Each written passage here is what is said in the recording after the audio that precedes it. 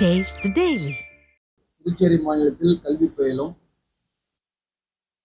லட்சக்கணக்கான தனியார் பள்ளி மாணவர்களையும்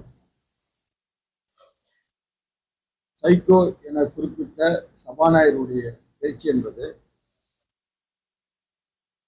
வன்மையாக கண்டிக்கத்தக்கது. இதை அதிமுக வன்மையாக கண்டிக்கிறோம். ஒரு தனியார் பள்ளியில கல்வி பயிலக்கூடிய யாரோ ஒரு மாணவர் தவறு செய்து விட்டார் என்பதற்காக ஒட்டுமொத்த தனியார் பள்ளி மாணவர்களையும் இப்படி பேசுவது மாபெரும் குற்ற செயலாகும்.